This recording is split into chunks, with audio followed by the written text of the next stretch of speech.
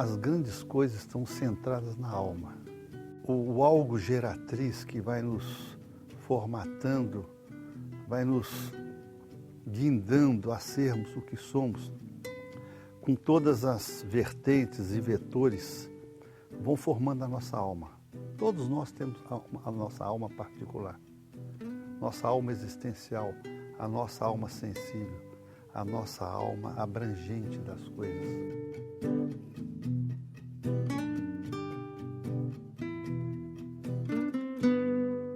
Eu nasci em 1940.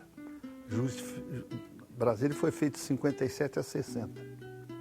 Então, eu, menino, jovem, 17, 18, 19, 20 anos, vendo essa coisa colossal.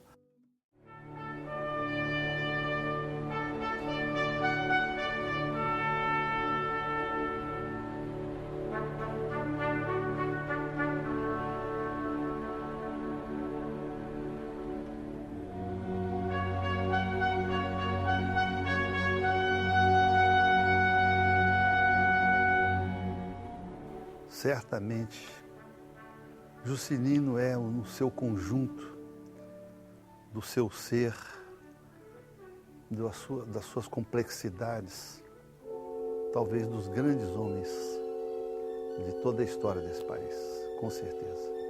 E buscar essa alma do Juscelino não é fácil, não é fácil. Eu quis tê-lo e pegá-lo desde a sua infância.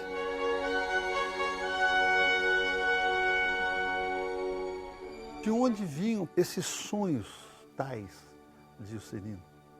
Esses sonhos de grandeza, esses sonhos de liberdade, esses sonhos de democracia, esses sonhos de arte, esses sonhos de cultura, esses sonhos de país, esses sonhos de Brasil, e este sonho de Brasília.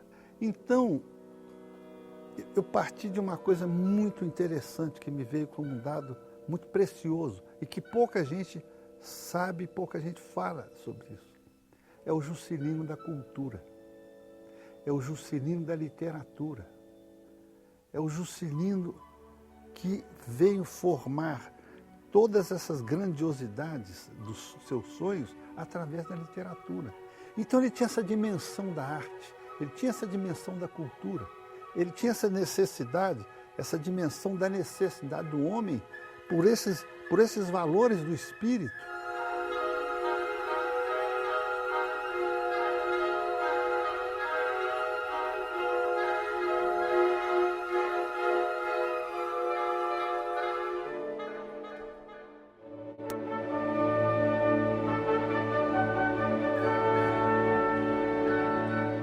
Que essa soma toda, ele quis meio que transportar isso para Brasília, para fazer aqui uma cidade especial, uma cidade sensorial, uma cidade cooperativa, uma cidade humanizada, uma cidade com interação, com uma grande face de interação. Essas superquadras, isso é um exemplo disso. Eles são iguais, são idênticos. As pessoas são iguais, têm os apartamentos iguais, os mesmos espaços, as mesmas disponibilidades. Isso aqui é um exemplo extraordinário desse humanismo, que evidentemente isso é um pouco dele, mas isso também é muito do Lúcio Costa. Aí é também uma questão do urbanismo, do grande gênio Lúcio Costa. Porque aqui foi uma cidade de gênios, fizeram uma cidade por essa força, por esse espírito engenhoso, realizador. Porque uma coisa é o sonho, que é a premissa morta do espírito. Outra coisa é a realização do sonho, que é outra história.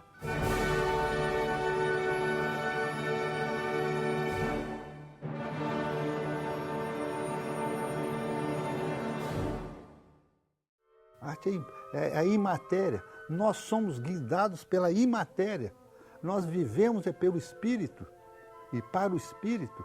É como fala Shakespeare. E tem uma frase tão bonita, Shakespeare. O que comanda o corpo é o espírito. Isso é Shakespeare. Imagina o corpo físico. Ele é um grande artista, Niemeyer. Acima de ser um grande arquiteto, ele é um grande artista. O desenho dele não é igual, né? O desenho do Niemeyer, ele não precisa ser arquiteto. Só esse desenho dele já seria um dos grandes artistas da humanidade, de toda a humanidade. Tão bom quanto um Picasso. O Picasso, como desenhista, não é melhor do que o Niemeyer, mas não é mesmo. O Matisse não é melhor, mas não é. Mas o seguinte, o Niemeyer é um grande gênio. Ele é o arquiteto que é, e é também um artista. Já pensou se o Niemeyer fosse um falso Niemeyer? Isso aqui seria uma cidade horrorosa, de caixotinhos de quinta categoria. Uma coisa é arquitetura, outra coisa é pintura. A pintura é mais um gesto da própria alma, é mais a revelação do seu espírito, é mais a revelação da sua contundência. A pintura é uma coisa mais funda, porque ela é mais absoluta das suas emoções. A arquitetura, evidentemente, tem que ser uma coisa muito racional. Por mais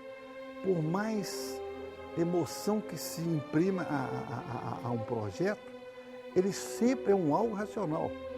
É o caso de Niemeyer aqui, que ele chega ao limite disso tudo aqui num desabar. Porque ele faz projetos assim, por exemplo, pega o Palácio Planalto. É uma coisa assim, termina num ponto isso aqui, termina num ponto. Ele tem toneladas e toneladas ali acima daquilo. A ousadia é tanta que tudo acaba num ponto, gente. É um ponto rigoroso, num ponto. Ele faz aquilo, a leveza. É como se isso não fosse construído, como se tudo fosse um próprio sonho.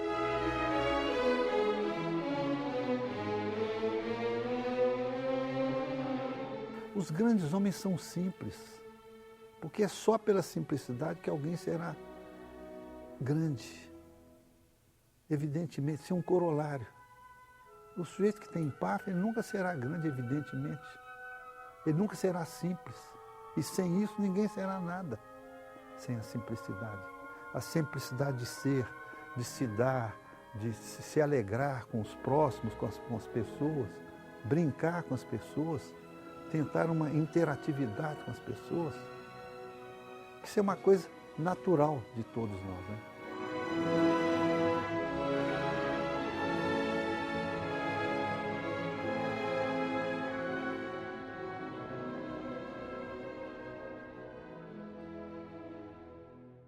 Quando a gente fez aquela série Brasília aqui, 2006, 2007, eu pintando pelas ruas, pelas esplanadas, diante desses ministérios, diante desse prédio fantástico aqui que é do Congresso, diante dos palácios, diante da catedral. É uma coisa muito emocionante Brasília. É uma cidade absolutamente inusitada e desesperadamente nova. Quando eu estava pintando os brancos, aquilo tudo lindo, aquelas formas, assim ou assim uma catedral, assim a catedral. Eu nunca consegui fazer aquela forma. Eu já pintei umas 10 vezes aquela catedral. O homem é danado. Eu te juro que o homem, ele tem um traço, de um rigor, que eu não consigo, eu desenho aqui, nunca sai igual. É sempre imperfeito. Parece que aquilo é facílimo, mas ele tem uma coisa que é assim. Aquela catedral, é fantástico aquilo. Eu nunca fiz aquilo como ele fez. E já tentei inúmeras vezes.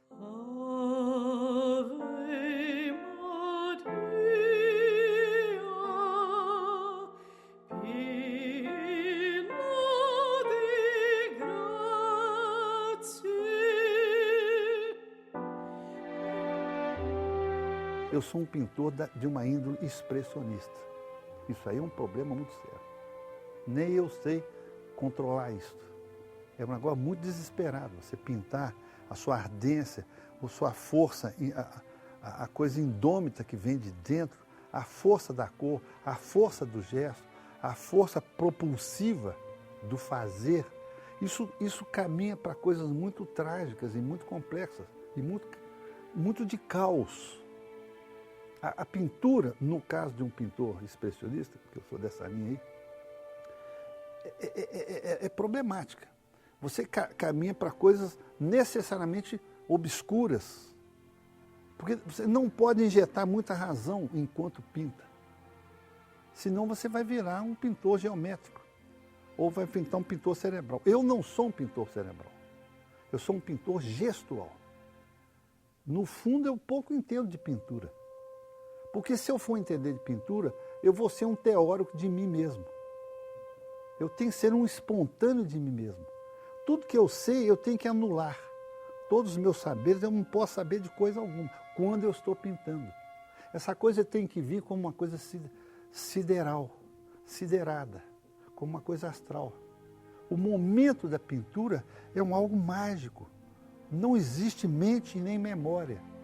Existe a força da brutalidade, a força selvagem de ser. Talvez a força mais pura de ser. A coisa onde não entra a mente. Entre um nada. É quase que entre um nada e um silêncio absoluto de si mesmo. Aí começa a existir um artista. Eu não estou dizendo de mim não que eu não sou artista. Eu estou dizendo do que eu sinto que seja um artista. Eu gostaria de ser um artista.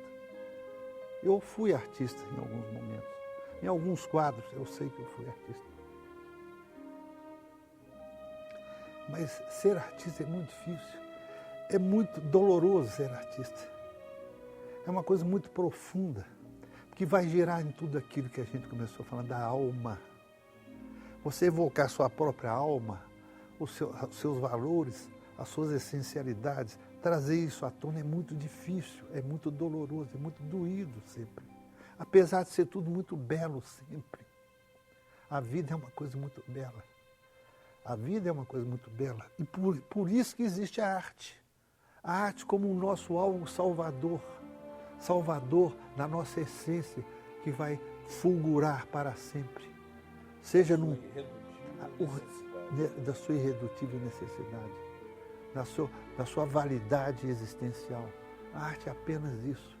É a expressão do seu eu, aquilo que vai ficar como a sua infância, como a sua lembrança, como as suas evocações, ou dos seus seres, das pessoas perdidas, ou das pessoas salvas. E principalmente salvar-se a si próprio. Né? A arte tem isso apenas. A vida são mistérios. O homem é um mistério. Nós todos somos mistérios. Cada homem é uma grande história. A história de si, dos seus mistérios, dos seus enigmas.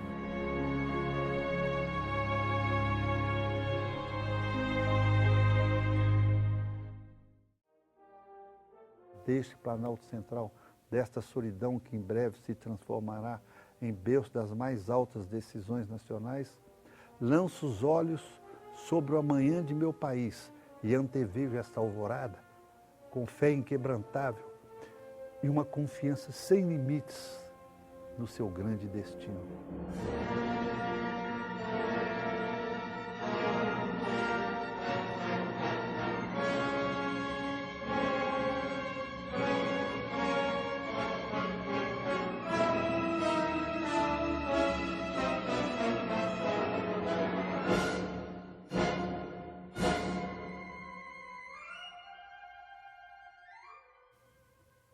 Então, no meu painel, eu plotei uma foto desse primeiro dia, está aqui embaixo, e logo em seguida a frase, que tem 10 metros de comprimento, essa frase. Ele permeia todo o grande painel. Então, ali eu começo no primeiro dia e termino no dia da glória final dele. Então, ele, como se ele virasse uma estrela. Esse painel que eu fiz chama-se Das Letras às Estrelas, vírgula, JK, 2 pontos, de sonhos ao sonho de Brasília. Estava tudo dentro dele, estava nele inserido.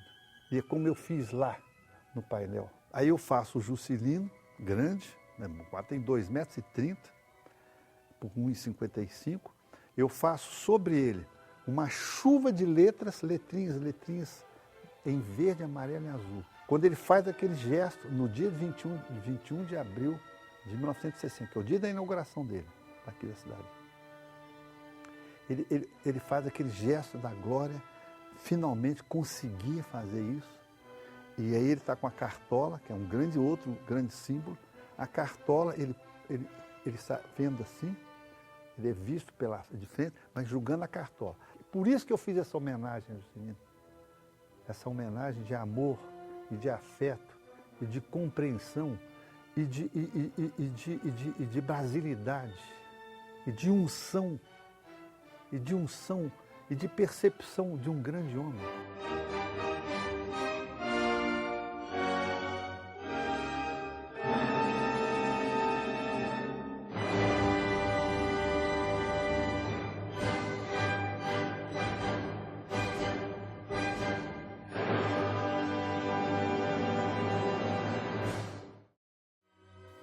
O grande homem, ele se esparge, ele não se contém em si, ele quer o outro, ele precisa do outro, ele se externa no outro, ele deseja o outro.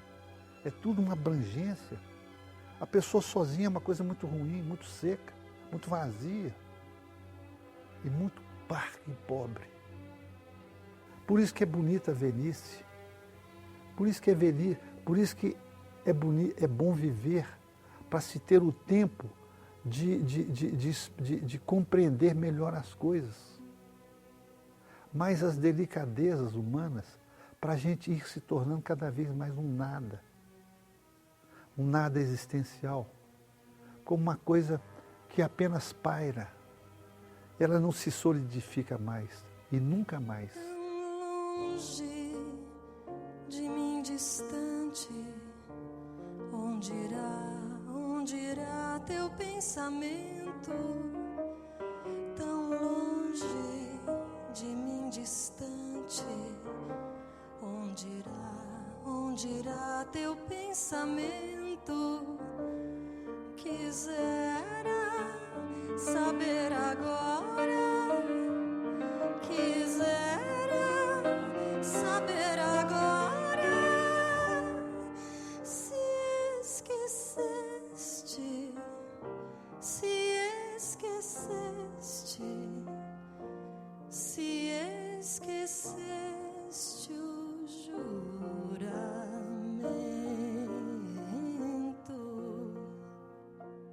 Quem sabe se és constante, se ainda é